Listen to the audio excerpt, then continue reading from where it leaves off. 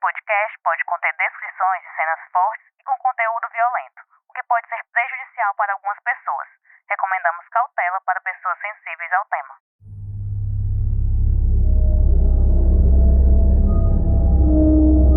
Imaginem a seguinte cena. Um helicóptero decola de um hangar e sobrevoa o litoral.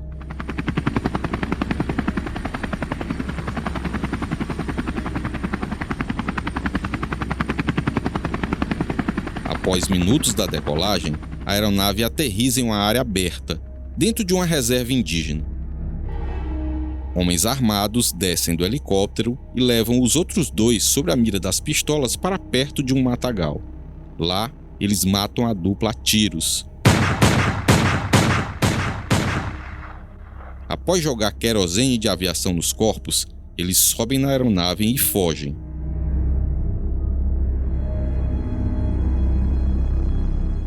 A chuva que caía no dia e o próprio material inflamável não ajudam e os corpos não queimam totalmente. Os cadáveres são descobertos por um indígena e a polícia é acionada. Sem documento, eles dão entrada na Coordenadoria de Medicina Legal, como indigentes. Mas, dias depois, são identificados. Aqueles dois homens eram as principais lideranças em liberdade da maior facção criminosa da América Latina. O que parece um roteiro de filme aconteceu há 5 anos em uma reserva indígena na região metropolitana de Fortaleza, no Ceará.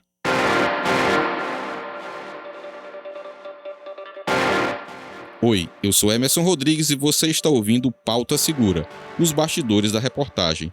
No episódio de hoje, estou aqui com a Emanuela Campelo, a Manu. Tudo bem, Manu? Oi, Emerson, tudo bem? É um prazer estar aqui mais uma vez no Pauta Segura. Hoje nós vamos falar dos bastidores da reportagem da Manu sobre os 5 anos da morte de Rogério Jeremias de Simone, o GG do Mangue, e Fabiano Alves de Souza, o Paca. Os dois faziam parte da sintonia final da facção criminosa paulista Primeiro Comando da Capital, o PCC. Eles foram mortos por ordem dos próprios comparsas, segundo a investigação do Ministério Público e da Polícia Civil. A suspeita era de que a dupla estaria desviando dinheiro do tráfico de drogas da facção e lavando em Fortaleza, com a compra de imóveis e veículos de luxo. Manu, conta aí qual a relevância desse episódio para a segurança pública. Esse duplo homicídio coloca de vez o Ceará no mapa do tráfico internacional de drogas. Então, Emerson, nesse episódio da morte do GG e do Paca, a gente lembra aí um dos casos mais marcantes da segurança pública do Ceará dos últimos anos. Esse duplo homicídio em uma reserva indígena foi muito emblemático e mostrou escancaradamente a atuação dessas lideranças de facções aqui no Ceará. Eu começo lembrando do dia da morte. Era um fim de tarde e a gente recebeu a informação de um suposto duplo homicídio em Aquiraz. Até então, um duplo homicídio não chamou muito a nossa atenção, porque 2018 era um ano de muitas mortes múltiplas. Então só o fato de ter acontecido um duplo homicídio, isso realmente aí não chamou muito a nossa atenção. No dia seguinte, começou a chegar mais alguns detalhes e a suspeita de quem eram as vítimas. E aí veio também a informação do uso desse helicóptero que você falou há pouco, nesse crime. Então aí já começava a esse fato a ganhar forma, né? Seria realmente um atentado cinematográfico.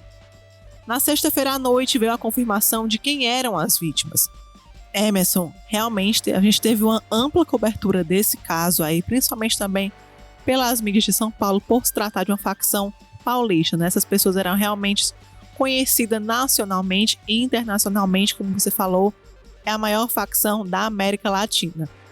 Muita informação mesmo a gente conseguiu, algumas coisas vieram de lá para cá e outras a gente foi também sabendo ali algumas coisas aqui com a própria Polícia Civil do estado do Ceará. Naquele momento, chama muito a nossa atenção porque, segundo as autoridades, eles sequer sabiam que o GG e o Paca estavam aqui no Ceará e, na verdade, eles já estavam aqui há alguns meses. Salvo engano, eles estavam aqui desde, efetivamente, direto, sem sair desde setembro do mesmo ano que eles foram mortos, né? Setembro de 2017. Do ano anterior. Isso, setembro de 2017 e foram mortos em fevereiro de 2018, né? Isso, e depois a gente descobriu, a gente até abordou isso já em diversas matérias, que eles vinham lavando dinheiro aqui no estado do Ceará com várias pessoas aí, inclusive empresários que se valiam de laranjas para eles.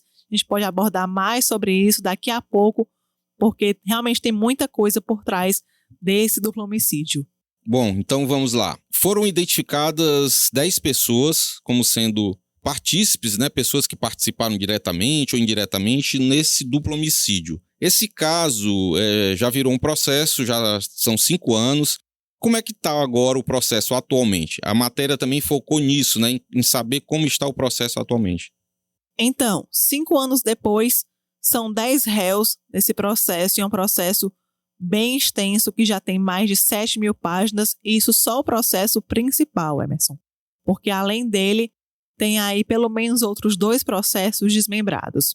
Agora, em todos os processos, tanto o principal como os demais, está aguardando as alegações finais do Ministério Público do Ceará, que tem até o início do mês de março, próximo mês, para se pronunciar. E quem são esses réus, né? São 10 réus pelas mortes e por formar uma organização criminosa. São eles: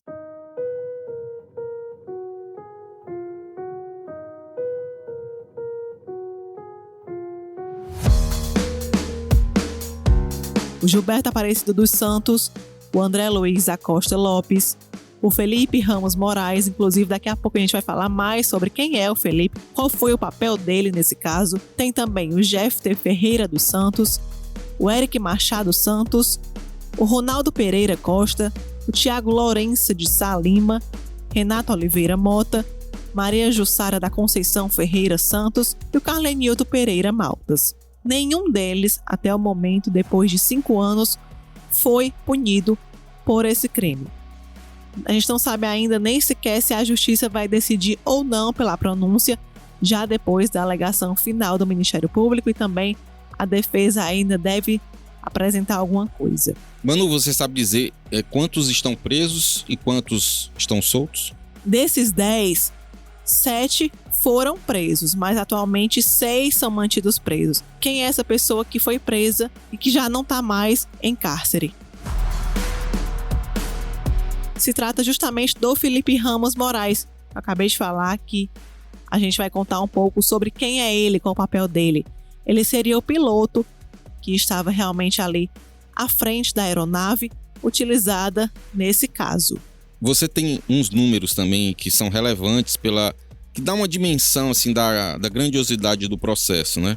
Fala pra gente, mano. Isso, Emerson. Esses números quem divulgou pra gente foi o próprio Tribunal de Justiça do Ceará, e realmente chama a atenção. Vou ler aqui alguns. Segundo o TJ, são 45 processos incidentais relacionados a esse caso, 19 audiências e 26 testemunhas nos interrogatórios. Realmente é um processo aí bem extenso, que continua tramitando na Vara Criminal de Aquiraz, cidade aqui da região metropolitana onde aconteceu esse crime.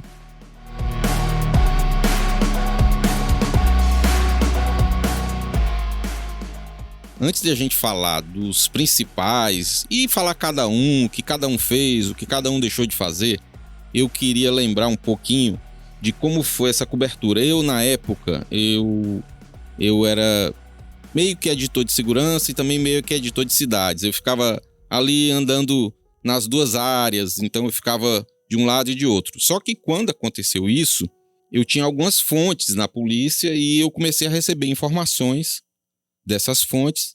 E uma das informações que eu recebi foi o seguinte: Emerson, você sabia que esses bandidos que foram mortos, eles moravam em um condomínio de alto luxo na região metropolitana de Fortaleza? Eu disse, não sabia. Eu não sabia realmente, né?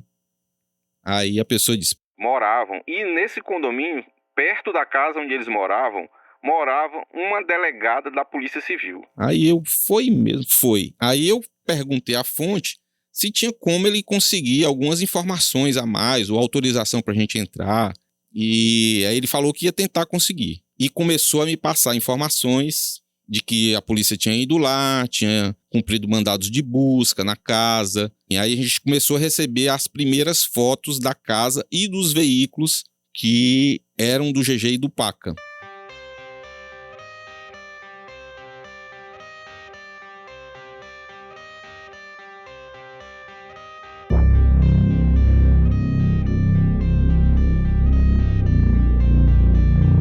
depois a gente foi descobrindo, logo nos primeiros dias, que além dessa casa, no condomínio em Aquiraz, na verdade não é Aquiraz ainda, é Fortaleza. Aí tem um outro condomínio, também do mesmo grupo de condomínios, em Eusébio.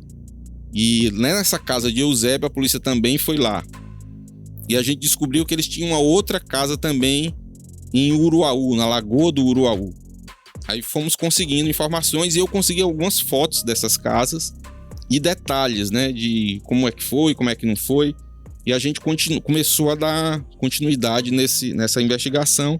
As mulheres deles estavam aqui e foram reconhecer os corpos. A gente mandou a equipe para lá, mas elas não quiseram falar, né? Inclusive esse processo até hoje, até pouco tempo, eu acho que eles já foram entregues. Mas tinha aquela história dos objetos, né? Dos cordões que estavam com eles, com os dois na hora da morte, né? Escapulário. Enfim, não teve isso no processo? Teve isso sim.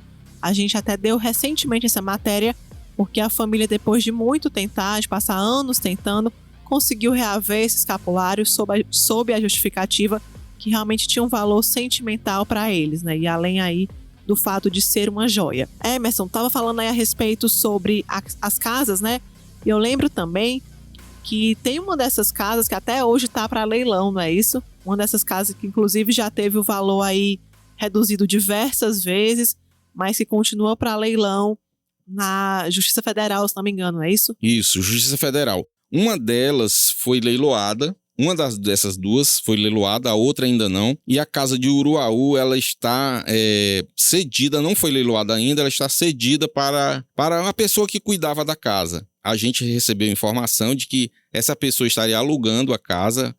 Entramos em contato com a Justiça Federal e falamos com eles, e eles disseram que iam verificar isso, mas que se estivesse fazendo isso, não poderia, e que a casa poderia novamente voltar a ser da União, né?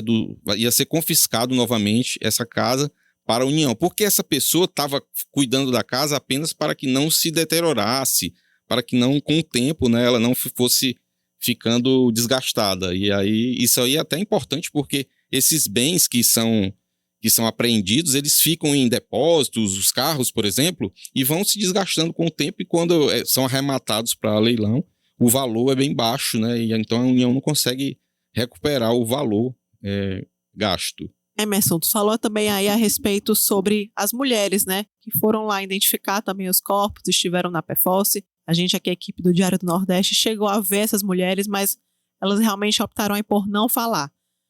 Mas a gente percebe até nas casas, no estilo de casa, nas mulheres que estavam aqui no Ceará, nas esposas, que essas pessoas, o GG e o Paca, estavam aqui realmente já há algum tempo, como a gente falou aqui, alguns meses,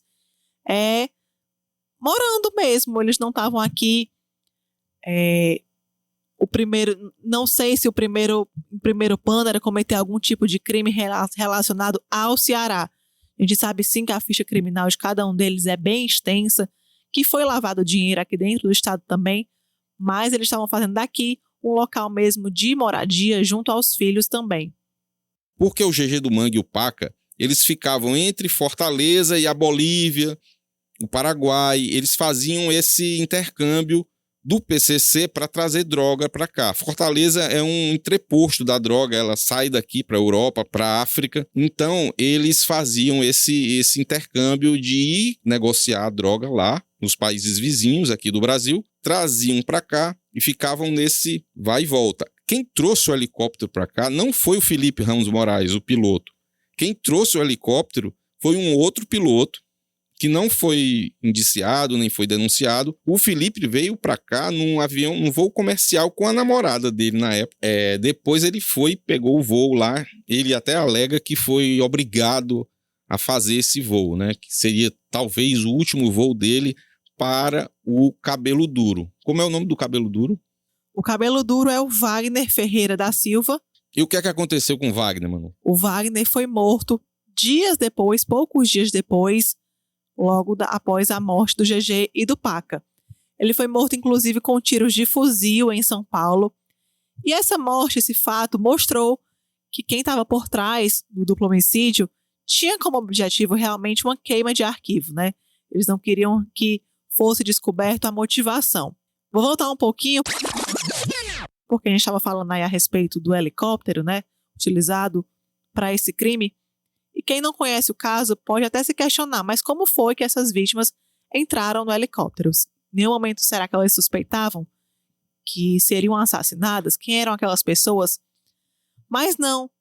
Vale a gente destacar que essas pessoas que são acusadas hoje pela morte do GG e do Paca são pessoas da mesma facção. Naquele momento, para eles, não se tratavam de rivais, eram pessoas ali da mesma facção e eles não teriam identificado naquele momento que era uma armadilha. Mas ali tudo foi muito premeditado, como você falou também, dias antes eles já estavam aqui em Fortaleza, foram vistos transitando em alguns hotéis, algumas pousadas. Essas pessoas, muitas delas foram trazidas aqui para o Ceará, para Fortaleza, justamente para participar desse crime especificamente. E depois, né, a polícia descobriu, informou que essas mortes se tratavam mesmo porque eles estariam luxando, né, estariam aí fazendo um uso indevido do dinheiro da facção criminosa. Eles estavam desviando o dinheiro da facção, né? Isso.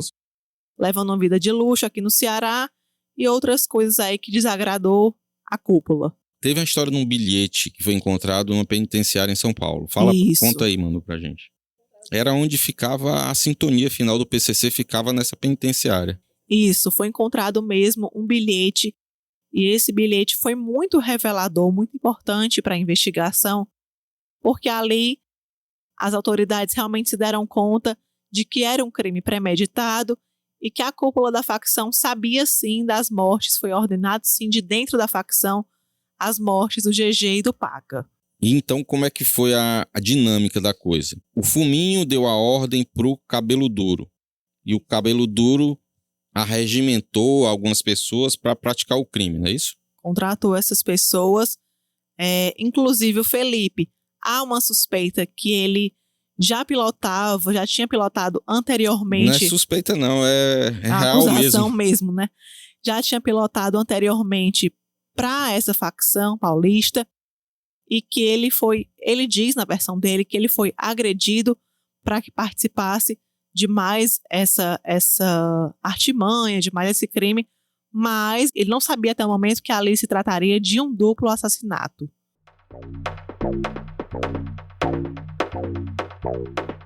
Ele na versão dele, ele alega o seguinte: um mês antes, mais ou menos, ele foi raptado, né, sequestrado por criminosos e foi agredido.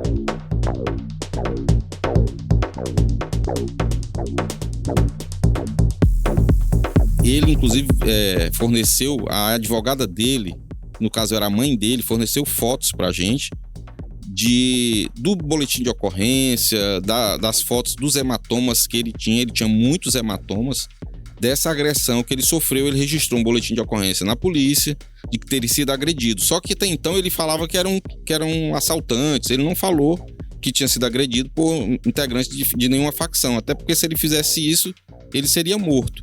Segundo ele, essa agressão foi porque ele teria dito que não queria mais fazer voos pro Cabelo Duro e que pedia para o Cabelo Duro arrumar uma outra pessoa e ele treinaria essa pessoa, porque ele fez muitos voos carregando droga para o Cabelo Duro. Inclusive o Felipe já foi preso em uma outra operação da polícia no começo dos anos 2000, também trazendo droga para o Ceará. E ele foi preso nessa época, mas inclusive foi inocentado.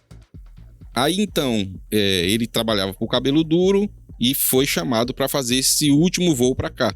Só que, segundo ele, não existia nenhum plano, ele não sabia, quer dizer, se existia o plano, ele não tinha conhecimento de que o plano era para matar o GG do Mangue e o Paca. E o Felipe hoje está solto, né? Como a gente falou agora há pouco, ele foi solto por uma decisão da Justiça do Ceará, devido a problemas de saúde que ele apresentou. Inclusive, ele chegou a tentar suicídio algumas vezes enquanto esteve preso nas unidades, primeiro em uma unidade federal, depois foi transferido.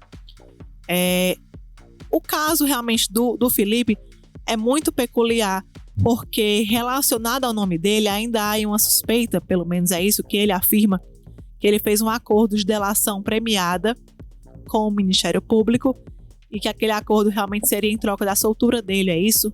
Não me recordo bem. Seria em troca da soltura e dele não ser denunciado pelo duplo homicídio. Ele poderia ser denunciado por organização criminosa, mas não pelo duplo homicídio. Tem realmente isso. O Ministério Público até hoje nega que tenha fechado esse acordo, e muitas das outras defesas dos outros acusados batem em cima dessa tecla para, de repente, é uma estratégia, né, deles para anular a denúncia, a partir do momento de se anular a denúncia, anular todo o restante do processo e conseguir também a liberdade dos outros. É o seguinte, com relação a essa questão da delação premiada, o Felipe, ele fez um acordo com a Polícia Federal.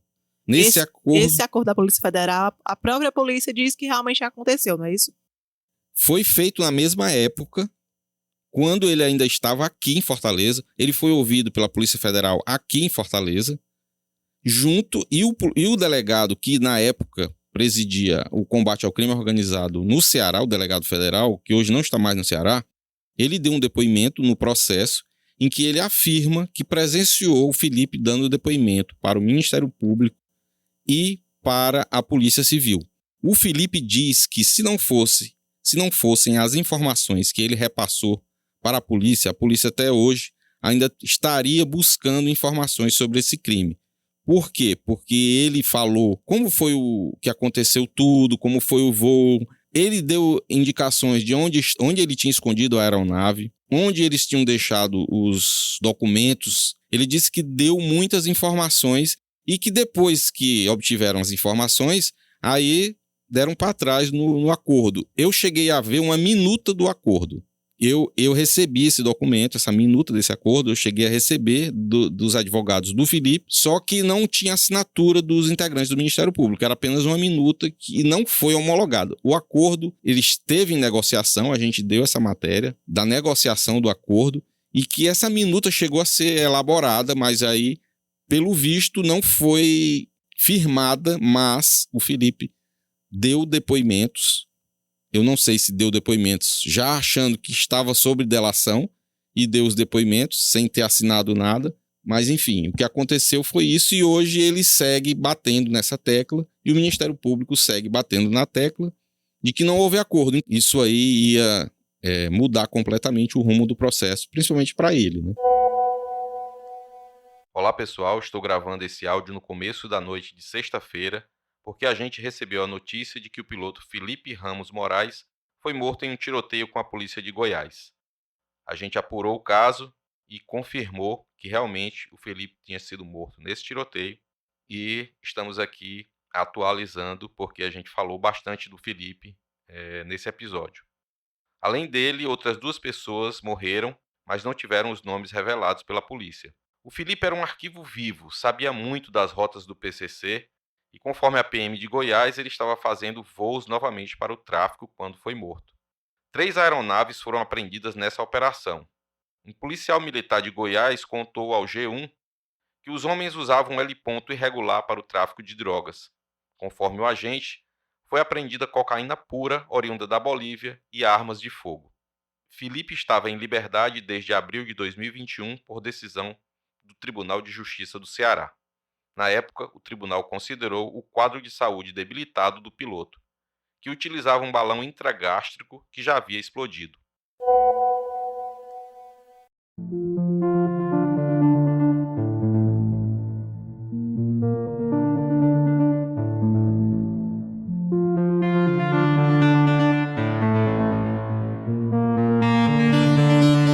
A gente até já pediu algumas vezes, na semana passada, pediu mais uma vez, quando estava prestes a completar os 5 anos do caso, entrevista com esses juízes, mesmo afirmando que eles não seriam identificados, mas eles nunca toparam realmente falar. A gente entende que é um caso muito delicado, tem muito desdobramento, como a gente já disse aqui, são mais de 7.000 páginas só no processo principal, e o que a gente espera é que agora esteja mais perto do que longe de um desfecho processual, que nos próximos dias, até no começo de março, o Ministério Público apresente as alegações finais e haja aí uma decisão se eles serão ou não pronunciados, como é que vai ficar esse caso aí tramitando no judiciário cearense. A gente realmente tem muito interesse em continuar essa cobertura, porque, como a gente já trouxe aqui, foi um duplo homicídio que marcou muito a segurança pública do Ceará e provou que o Ceará realmente está na rota aí, está no radar desses traficantes, da cúpula do tráfico.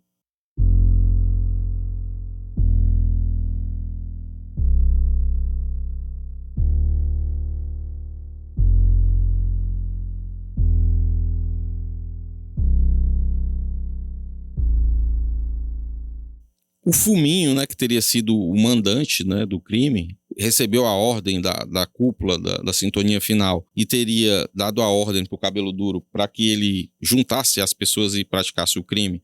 Ele foi preso em Moçambique.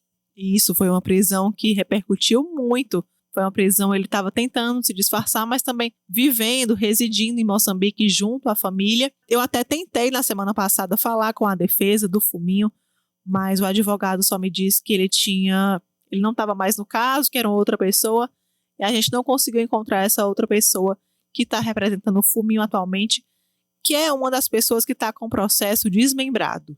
E tem um cearense nessa história toda, né, que participou do crime, como um dos executores, o Carlenilton Pereira Maltas, cearense de Acopiara, salvo engano, que tem bens lá em Acopiara. E o Carlenilton, interessante, depois já alguns meses, quase perto de um ano, eu recebi a informação de que o Carlenilton estava morando em Fortaleza e teria sido o Carlenilton que apresentou pessoas que estavam fazendo a lavagem do dinheiro para o GG Paca. As pessoas que estavam indo lá como laranjas colocar o nome deles, porque o GG e o Paca não estavam comprando o nome deles, eles estavam comprando em nome de laranjas. Os irmãos Cidrão foram recentemente, essas pessoas aí que seriam os laranjas do GG e do Paca, foram condenados por esse crime. Esse é um desfecho dentro desse caso aí que é tão enorme. É um desfecho processual que a gente tem, um processo à parte mesmo. Essas pessoas foram condenadas e há outras que foram absolvidas. Os donos da empresa de veículos foram absolvidos, o dono e o filho dele, e mais a mulher de um dos irmãos Cidrão foi absolvida e uma outra pessoa que era tipo um gerente, alguma coisa assim. Mas os irmãos Cidrão e uma outra pessoa, um terceiro, foram condenados pela Justiça Federal. Esse processo teve desfecho agora, acho que no fim do ano passado, né? Isso, novembro, dezembro, bem no fim mesmo do ano passado. Bom, aí o Carlenilton, recebi a informação de que o Carlenilton morava em Fortaleza, em um condomínio dentro de Fortaleza, que fica ali nas proximidades do Fórum Clóvis Bevilacqua. Aí eu fiquei naquela vontade, né, de ir lá no local. Até que eu descobri algumas pessoas que tinham amigos que tinham casas lá, e por meio de uma dessas pessoas eu consegui entrar lá num sábado pela manhã e consegui descobrir lá dentro, depois que eu entrei, qual era a casa, e cheguei a fotografar a casa e a gente deu uma matéria falando sobre isso. E coincidentemente, antes de a gente publicar essa matéria, o Lincoln Gaquia, que é um promotor do estado de São Paulo, que ele é um profundo conhecedor do PCC, inclusive ele fez as principais denúncias contra o PCC, foi o Lincoln Gaquia que fez, e a gente, na época da morte do GG Paca, logo no começo, a gente falou com ele algumas vezes, né? Falamos com ele sim, que foi uma peça fundamental para desvendar, para saber até de onde vinham essas pessoas, por que dentro da facção existia já essa rixa com o GG e o Paca. Então ele é mesmo, como você falou, um profundo conhecedor do PCC e que conseguiu apontar muitas coisas, também foi muito importante para a investigação aqui desse crime dentro do Ceará também. A gente conversou algumas vezes com ele. Eu acredito até que ele ficou com a investigação da morte do Cabelo Duro, lá em São Paulo, que também foi relacionada a esse caso.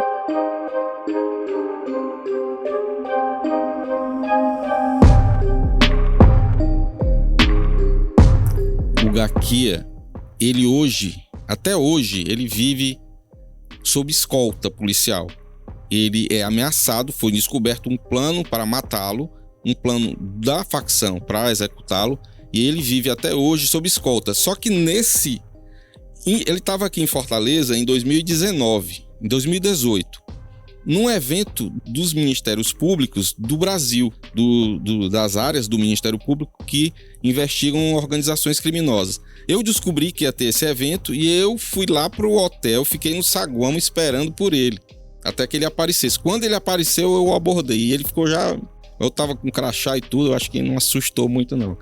Aí eu pedi para ele dar uma entrevista, ele falou que ia participar de uma das palestras e que depois, eu esperasse que depois ele falaria comigo. Quando ele saiu, ele me disse que me daria 10 minutos. Eu lhe dou 10 minutos para você perguntar o que você quiser. Então a gente sentou ali no lobby do hotel, era um hotel na beira-mar. E aí eu fiz as perguntas a ele. Foi nessa entrevista que eu também descobri, que eu não sei se ainda hoje esses números batem, né? Mas na época, o Ceará, a gente deu a matéria nesse sentido, o Ceará era o terceiro estado do Brasil com o maior número de membros do PCC, perdia para São Paulo e Paraná. São Paulo, Paraná e o Ceará, né? Então a gente fez essa matéria, daí a importância do Ceará para a facção, né? Ceará, Rio Grande do Norte, enfim. E no dia que a gente está gravando o podcast, na quarta-feira, publicamos uma matéria divulgando o nome da pessoa que ficou no lugar do GG do Mangue, que é um homem conhecido como Colorido. Ele está preso numa penitenciária federal e, segundo as investigações do Ministério Público do Rio Grande do Norte e também do Ministério Público do Ceará, esse Colorido teria ficado como o segundo na facção, na sintonia final da facção, abaixo apenas do Marcos William Erbas Camacho, o Marcola.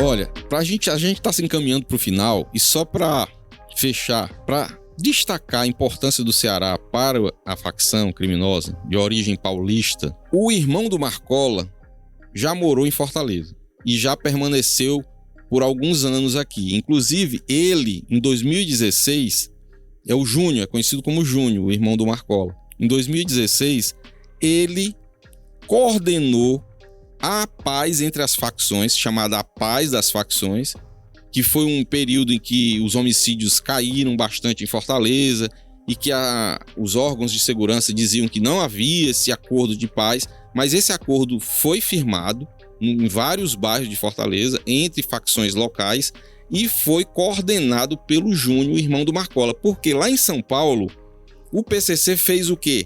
Ele domina a cidade de São Paulo, o estado de São Paulo como um todo, tanto dentro dos presídios como fora. Então o que ele fez? Ele criou um pacto de não haver homicídios para que o tráfico de drogas pudesse ser realizado normalmente sem homicídios. E como aqui no estado do Ceará havia muitas gangues brigando, né, pelo controle da venda de drogas, então ele chegou e disse, peraí, vamos organizar aqui, porque tem muita polícia aqui toda hora, porque tem muita gente morrendo, e a polícia vem para cá para fazer a investigação.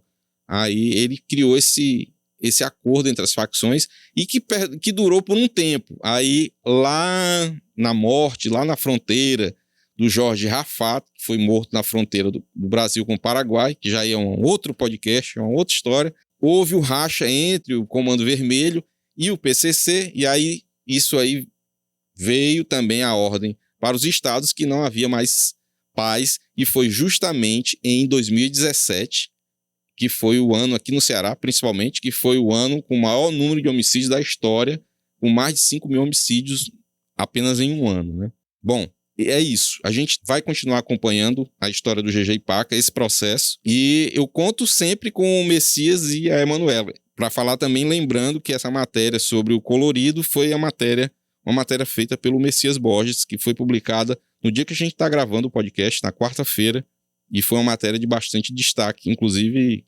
nacionalmente.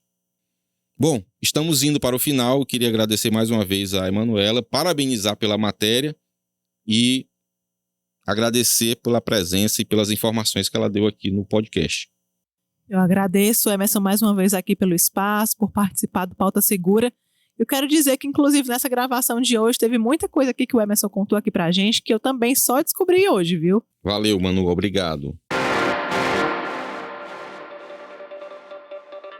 Este foi o Pauta Segura, seu podcast semanal sobre os bastidores das principais reportagens sobre segurança que você lê no Diário do Nordeste. Siga o nosso podcast no Spotify, na Amazon Music, assine na Apple Podcast, se inscreva no Google Podcast, no YouTube e favorite no Deezer. Dessa forma você recebe uma notificação e não perde nenhum episódio novo. Gostaria de pedir para você compartilhar nosso podcast com parentes, amigos, dar as estrelas que você acha que nós merecemos no Spotify Também peço que você deixe o seu comentário, que é muito importante, e avalie nosso programa em outras plataformas da sua preferência.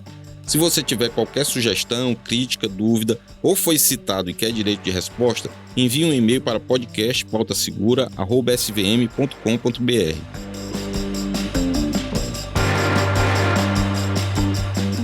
Esse podcast foi produzido e roteirizado por mim e pela Emanuela Campelo. Eu também fiz a edição de áudio. A voz da abertura é da repórter Tatiane Nascimento. A supervisão do conteúdo é da Aline Conde, da Giovana Rodrigues. A coordenação de núcleo é da Karine Zaranza e a gerente de jornalismo é a Ivila Bessa. Espero vocês para conhecer os bastidores de mais uma grande reportagem aqui do DN. Até semana que vem.